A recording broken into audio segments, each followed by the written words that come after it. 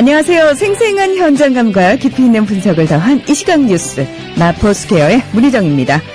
자, 마포스퀘어 1부에서는 현재 가장 이슈가 되고 있는 정치와 경제 뉴스 전해드리고 있는데요. 2월 7일 금요일 마포스퀘어 1부 양정대 기자의 정가 이모저모로 출발합니다. 500원으로 즐기는 나만의 커피. 원두 쇼핑몰 헝그리 커피. 최정상급 로스터가 1년 이하 최고급 뉴크롭 생두를 로스팅해 즉시 배송해드립니다. 대량 구매 시 가격이 할인됩니다. 검색창에 헝그리 커피를 검색하세요. 헝그리커피.com. 헝그리 커피에서 원두를 구매하시는 분들께는 차량용 국민TV 스티커 2매를 함께 보내드립니다. 한국일보 정치부의 양정대 기자 연결돼 있습니다. 양 기자님 안녕하십니까? 네, 안녕하세요. 예. 정가뿐만 아니라요. 지금 온 나라가 이 경찰의 국정원 대선 개입 의혹 수사를 축소 은폐하도록 지시한 혐의로 기소됐던 그 김용판 전 서울경찰청장이 무죄 판결을 받은 것과 관련해서 굉장히 술렁이고 있는 것 같습니다. 네. 정치권도 지금 만만치가 않죠? 예, 그렇습니다. 아무래도 정치권에서 가장 민감한 이슈였기 때문에 이 재판 결과가 나온 뒤에 지금 여야 모두 굉장히 좀 분위기가 달아올라 있는 그런 상황인데요. 네. 새누리당에서는 재판 결과에 대해서 어쨌든 전부 다 환영한다. 전적으로 환영한다면서 대선 개입이 없었다. 그러니까 국가기관의 대선 개입이 없었음이 확인된 것 아니냐. 이런 주장들을 계속 내놓고 있습니다. 반면에 민주당을 비롯한 야권에서는 재판 결과에 대해서 굉장히 강도 높은 비판들을 쏟아내고 있습니다. 그러면서 이 재판 결과를 보면 결국은 특별검사를 도입해서 이 수사 과정에서부터 다시 한번 전반적으로 검토를 해야 되는 것 아니냐 이런 주장들을 내놓고 있죠. 특히 이제 제1야당은 민주당 같은 경우는 사실 이 대선 개입 의혹 사건의 당사자격이기 때문에 정말로 굉장히 좀 충격에 빠진 듯한 그런 모습이고요. 오늘 예정이 없이 오전에 의원총회를 열고 또 의원총회 직후에 국회 본청 계단에서 결의대회까지 하는 등 굉장히 좀 격앙된 그런 모습을 보이고 있습니다. 전반적으로 재판 결과에 대해서 이런저런 여러 가지 얘기들이 많이 나오고 있습니다만은 어쨌든 재판부도 그 판결을 통해서 아쉽다는 얘기들을 몇 군데 한 게 있었지 않습니까? 네. 실제로 보면 그 검찰 수사 과정이든 또 재판 과정에서든 경찰의 당시 그 중간 수사 결과 발표 내용과 과정에 적지 않은 문제점이 있었으면 분명히 확인됐는데도 불구하고 이것에 대해서 그 정치적인 책임, 사법적인 책임을 아무에게도 묻지 않는 재판 결과라는 점에서 이번 재판 결과 굉장히 비판의 여지가 굉장히 큰 것 같고요. 앞으로도 상당 기간 논란이 불가피할 것 같습니다. 네. 어제 무죄 판결이 나고 나서요. 사실은 민주당에서 들려온 얘기는 멘붕에 빠졌다 이런 얘기 들려왔습니다만 네네. 많은 시민들은 그 재판 결과가 사실 무죄로 날 수도 있지 않겠느냐라면서 우려의 목소리 굉장히 많이 내고 있었는데 네네. 민주당에서 오히려 또 그동안 안일한 모습을 좀 보인 게 아니냐. 그리고 이제 와서 또 뒤늦게 특검의 고삐를 죄고 나선다고는 하지만 이미 실기한 거 아니냐. 이런 얘기도 있지 않습니까? 일단 가장 많이 얘기 나오는 게 김한길 대표를 포함한 지금 현재의 민주당 지도부가 말씀하신 대로 이 재판 결과에 대해서 좀 너무 안일하게 대처를 했던 것 아니냐 이런 지적들이 꽤 많고요. 네. 특히나 지적하셨던 대로 김한길 지도부가 작년 말에 그 여야가 그 예산안을 포함해서 그 국회 의사 일정을 합의를 하고 법안 처리 관련해서 여야 협상을 하는 과정에서 이 특검 문제를 너무 미온적으로 넘겼던 것 아니냐 이런 지적들을 받을 만한 그런 상황 아니겠습니까? 네네. 2월 임시국회 엊그저께 합의를 해서 이제 지금 이번 주부터 임시국회가 본격화되고 있는데요. 2월 임시국회 의사일정 합의 과정에서도 사실은 특검에 관련된 얘기가 전혀 없었습니다. 이 부분 한번 지적을 해드렸었는데요. 네. 그러니까 연말 국회를 앞두고 특검과 관련해서는 앞으로 시기와 방법 등을 계속 논의한다. 이런 문구가 들어갔는데 그때부터 이미 이거 특검 너무 쉽게 물 건너간 것 아니냐 이런 비판들이 꽤 나왔었고요. 그것에 대해서 김한길 지도부에서는 계속 논의키로 한다는 문구는 앞으로 이거 여지를 분명히 우리가 가지고 있는 거고 충분히 논의할 수 있다 이렇게 주장을 해왔지 않았습니까? 네. 그런데 사실은 2월 임시국회 과정에서도 협의 과정에서도 이 특검 문제에 대해서는 완전히 뒤로 속 빠진 채로 다른 부분들만 합의가 되면서 논란들이 많았었는데 결국은 뭐 올 것이 왔다 뭐 이런 얘기들을 하는 사람도 있습니다. 오늘 김한길 대표가 아침 회의에서 어제 재판 결과에 대해서 정권 차원의 노골적인 수사 방해로 진실과 국민이 모욕당했다 이런 표현을 썼고요. 전병헌 원내대표는 새누리당은 특검 시기와 범위 협상에 적극 나서야 한다 이런 얘기를 했지만 어쨌든 너무 뒤늦게 뒷북치고 있는 것 아니냐 이런 비판을 피할 수는 없을 것 같습니다. 네, 뭐 민주당에서 이렇게 뒤늦게 북을 아무리 크게 쳐본들 새누리당에서는 예상대로 특검 주장 일축하고 있지 않습니까? 그렇습니다. 지금 새누리당에서는 특검 얘기가 다시 한번 지금 정치권에서 나오기 시작하니까 야권에서 나오기 시작하니까 이전에 했던 레파토리를 그대로 반복을 하고 있습니다. 오늘 최경환 원내대표는 이번 재판 결과는 지난 1년 내내 침소봉대하면서 대선 불복에만 매달려 왔었던 것에 대해서 그리고 도 넘은 정치 공세를 펼쳐왔던 것에 대해서 이 야당들에 대해 일침을 가한 거다. 이런 자평을 했고요. 그러면서 더 이상 생떼 쓰지 말라. 이렇게 경고를 하게 되었습니다. 윤상현 원내 수석 부대표는 지금 필요한 것은 특별검사가 아니라 특별 반성이다. 이런 얘기도 했는데 이게 이제 민주당에 대해서 좀 어떻게 보면 비아냥됐다. 이렇게 봐도 되겠죠. 네. 오늘 민현주 대변인이요. 아침에 이제 브리핑을 하고 나서 이 특검 재판 결과와 또 야당의 특검 주장에 대해서 브리핑을 한 다음에 이제 복도에 나와서 기자들하고 일문일답을 하면서 이른바 이제 구체적인 사실들을 좀 환기시켜주고 백브리핑을 하는 그런 자리가 있었는데요. 기자들이 특검 시기와 방법 등은 작년 연말에 계속 논의를 하기로 했던 것 아니냐 이런 질문을 하니까 재판부 판결에 대해서 특검을 하는 것은 논리적으로 맞지 않다는 게 법조계의 다수 의견이다. 이런 좀 황당한 주장을 했고요. 네. 또 재판 결과가 나오면 결국은 황우여 대표가 당시에 얘기했었던 이 조건부 특검이라는 게 재판 결과가 나오면 특검 여부를 논의할 수 있다는 건 아니었느냐 이런 질문을 하니까 이번에는 이거 3심까지 가봐야 되는 건 아니겠느냐 이런 얘기를 했어요. 네. 그러니까 지금 이번에 이제 내려진 게 1심 판결인데 이거 항소심도 봐야 되고 대법원 확정 판결도 보고 그 다음에 특검을 논의할 수 있다 이런 얘기를 한 건데 이게 논리적으로는 말이 될 수 있을지는 모르겠습니다만은 이 정치권에서 이 특검 도입 논의 그리고 여야가 작년 연말에 합의했던 합의의 정신 이런 것들이 과연 이런 건지 지금 새누리당에서는 사실 마음이 급할 게 하나도 없는 상황 아니겠습니까? 그렇죠.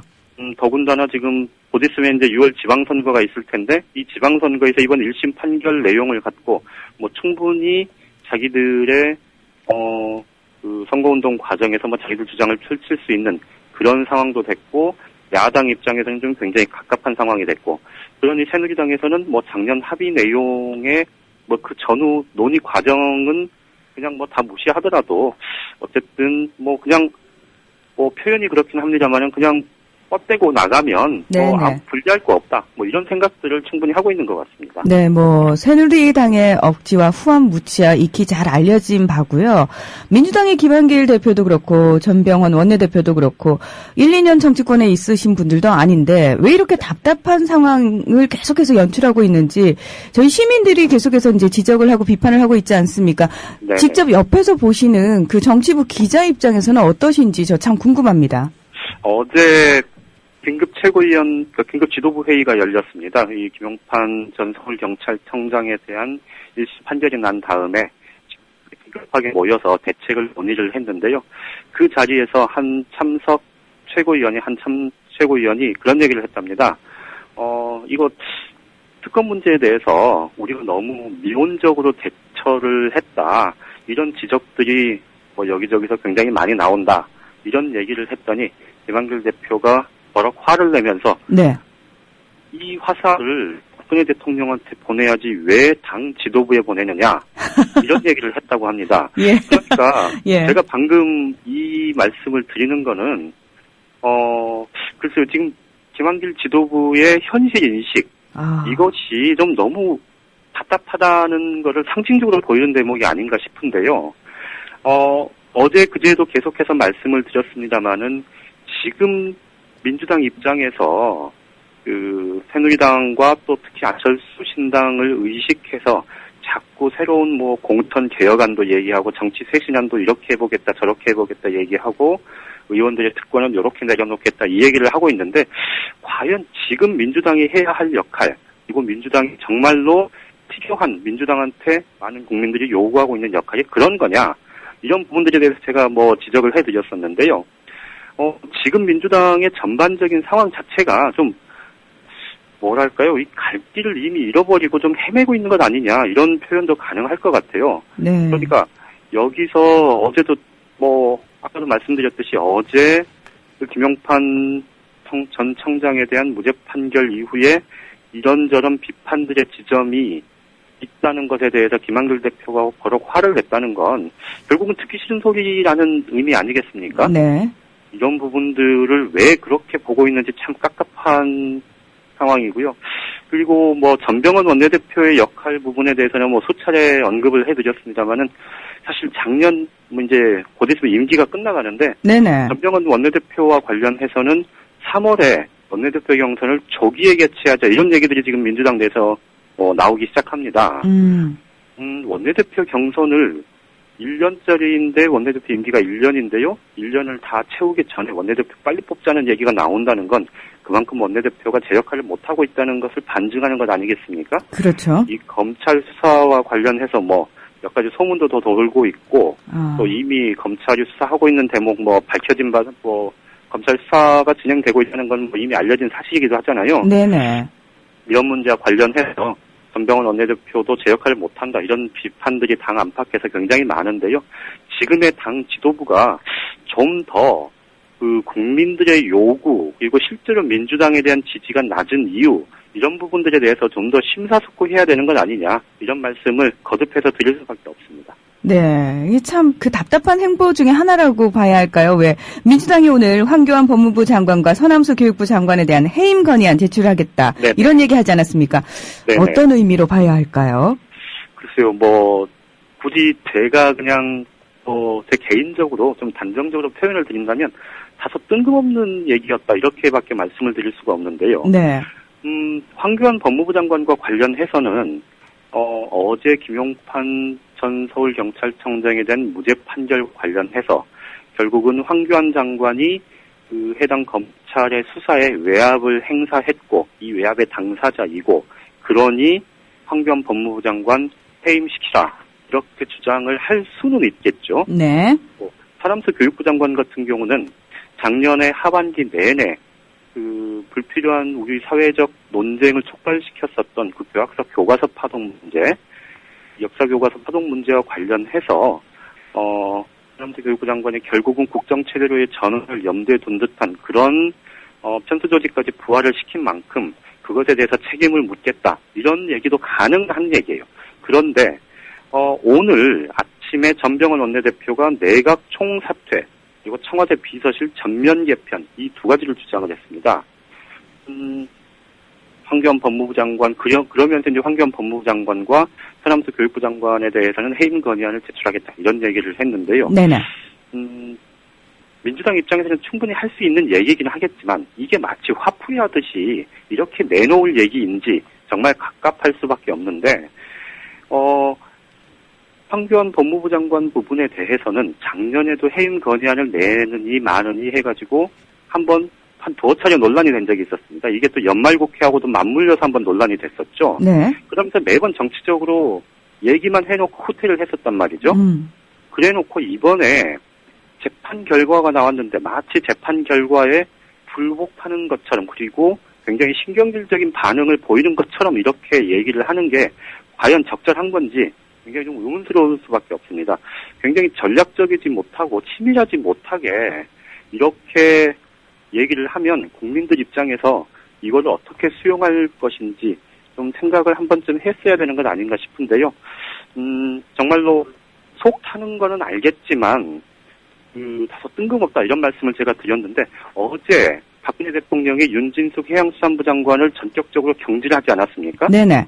그런데 이게 보면은 그동안에 사람들이 숱하게 요구를 하고 그래야 된다고 거듭 주장을 해왔던 거를 사실 마지못해 받아들인 측면이 굉장히 클 텐데도 불구하고 모든 언론과 국민들이 전격적으로 경질했다, 잘했다 이렇게 평가하지 않습니까? 네네. 이 부분에 대해서 지금 민주당이 이렇게 황교안 또 서남수 이 두 장관을 뭐 해임 건의를 요구를 하고 또 뭐 내각 총사퇴, 또 청와대 비서실 전면 개편 이렇게 요구를 하는 게 결국은 박근혜 대통령이 박근혜 대통령을 압박하는 것처럼 보여지겠지만 박근혜 대통령의 정치 스타일로 보면 오히려 운신의 폭을 더 넓혀주는 측면이 굉장히 커 보입니다. 그러니까 그런 좀 전략적인 판단들을 좀 꼼꼼하게 해야 되는 것 아닌가, 이런 때일수록 그렇게 해야 되지 않는가 싶습니다. 네, 이 참 방향도 잘못 잡고 타이밍도 못 맞추고 민주당 어째야 될지 모르겠습니다. 오늘 얘기 여기까지 듣겠습니다. 고맙습니다. 예, 고맙습니다. 한국일보 양정대 기자와 정가 이모저모 알아봤습니다.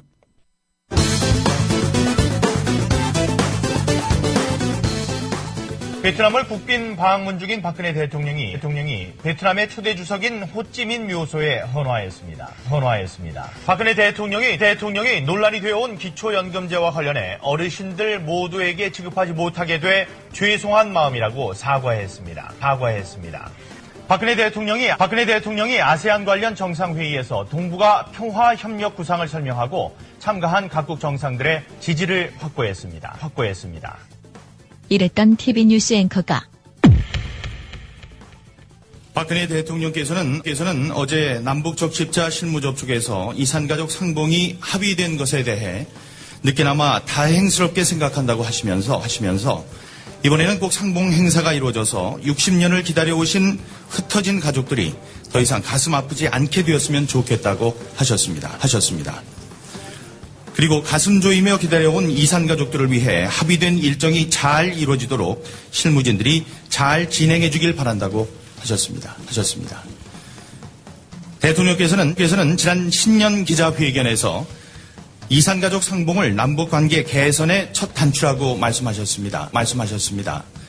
박근혜 대통령께서는 윤진숙 해양수산부 장관에 대한 정홍원 국무총리의 해임 건의를 받으시고 윤진숙 장관을 해임 조치하셨습니다. 그가 지난해 10월 18일 마지막 KBS 9시 뉴스를 진행하면서 했던 클로징 멘트. 이번 가을 개편에 따라 저는 오늘을 마지막으로 앵커석을 내려갑니다. 지난 3년 동안 저는 맏형 같은 KBS 뉴스의 진행자로서 정제된 언어로 믿음을 주는 의젓한 논조를 지키려고 노력했습니다. 사회적 약자를 억압하는 집단을 꾸짖을 때는 목소리를 더 준엄하게 높이려고 애를 썼습니다.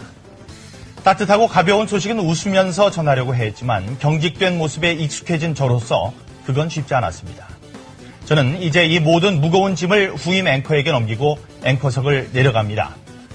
연부역강한 최영철 앵커가 느낌 아니까 더 멋진 스튜디오에서 훌륭하게 잘 해낼 것으로 믿습니다. 성원해 주시기 바랍니다. KBS 9시 뉴스를 모두 마칩니다. 이걸 좀 편집해보자면 지난 3년 동안 저는 정제된 언어로 이명박근혜 대통령께 믿음을 주는 정권 재창출에 도움을 주는 논조를 지키려고 노력했습니다. 정권 재창출에 도움이 안 되는 집단을 꾸짖을 때는 목소리를 더 준엄하게 높이려고 애를 썼습니다. 저는 이제 이 모든 무거운 짐을 후임 앵커에게 넘기고 박근혜 대통령의 입이 돼 팔려갑니다. 느낌 아니까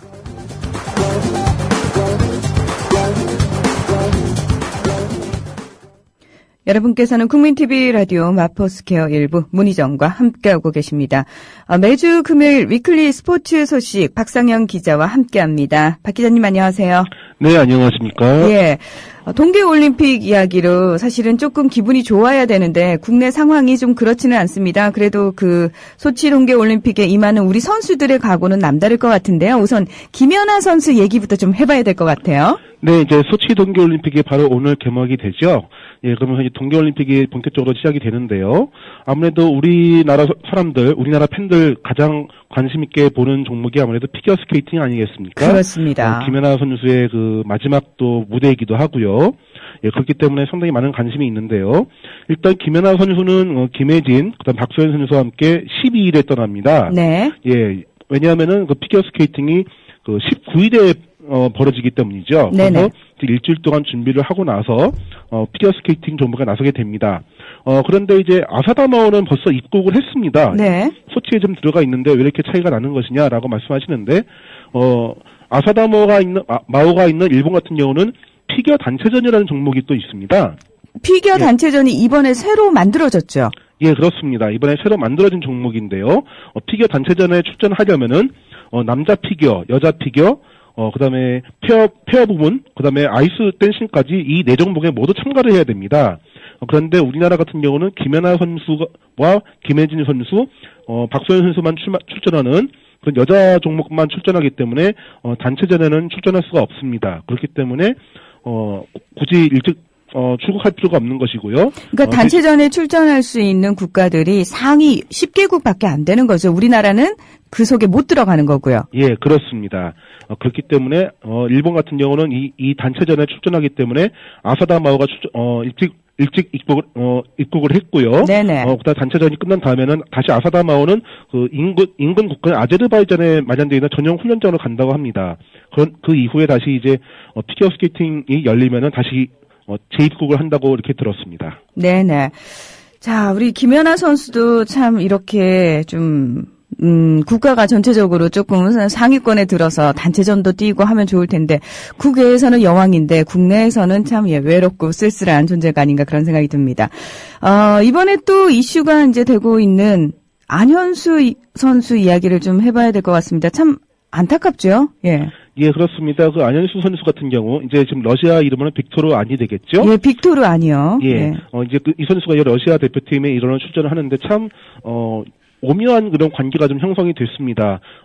일단 안현수 선수가 러시아로 건너간 이유가 우리나라의 그런 파벌 문제라든지 이런 여러 가지 문제가 좀 결탁이 되면서 그런 러시아 대표팀으로 건너가게 된 것이고요. 또 여기에 이제 우리나라 선수들이 경쟁을 펼치게 되면서 좀 우리나라 팬들도 좀 양분돼 있는 것 같은 느낌이 듭니다. 네네. 그래도 우리나라 선수들이니까 우리나라를 응원해야 된다.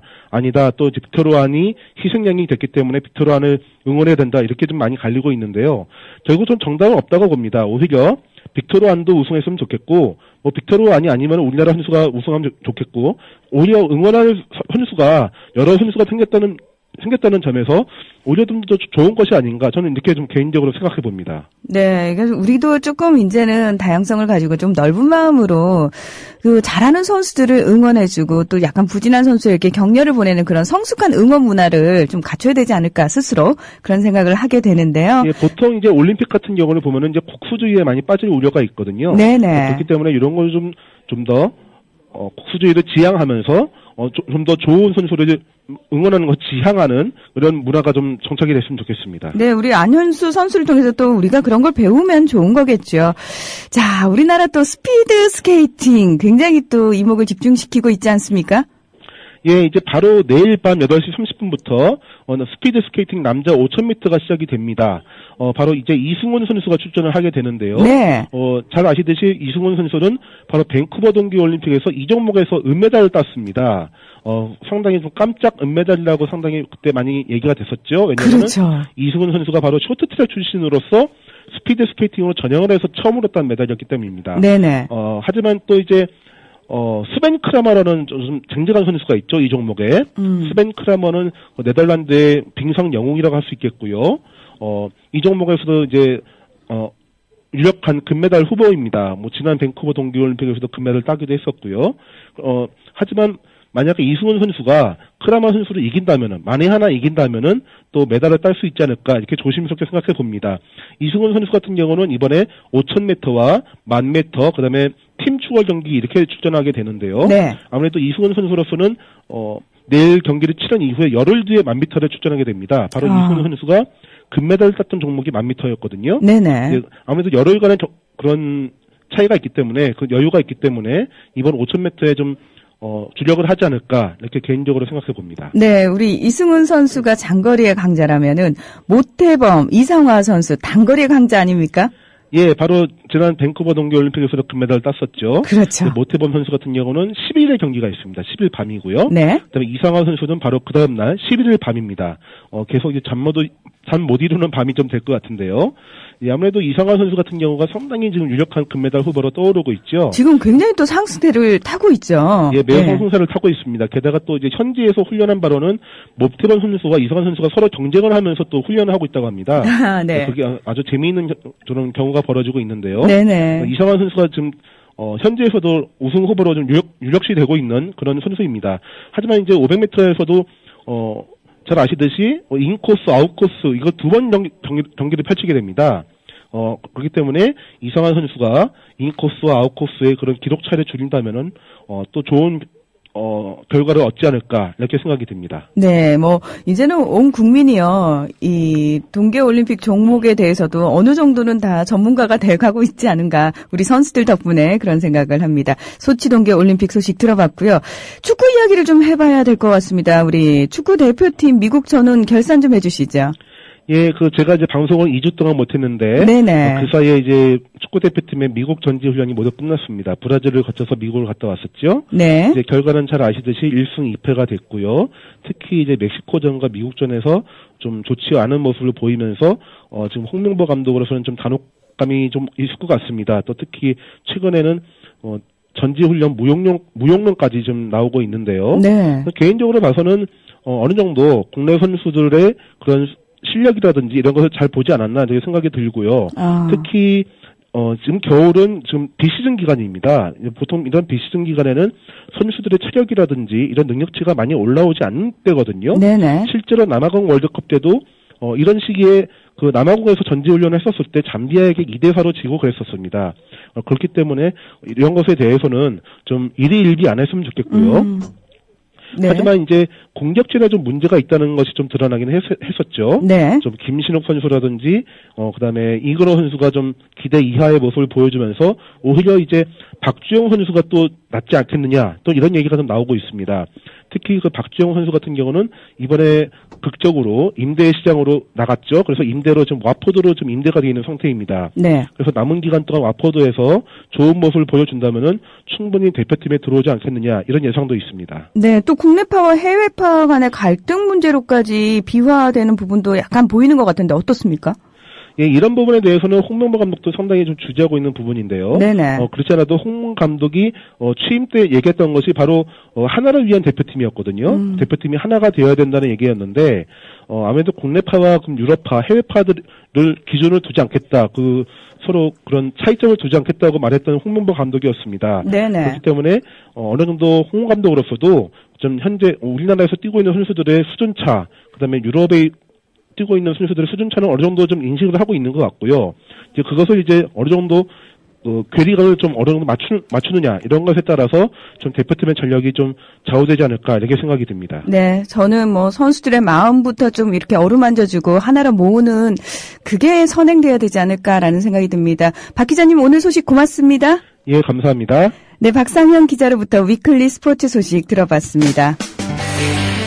자, 마포스퀘어 1부 여기서 마무리하고요. 잠시 후 3시 반에 임승수의 쉬운 자본론 읽기로 다시 돌아오겠습니다.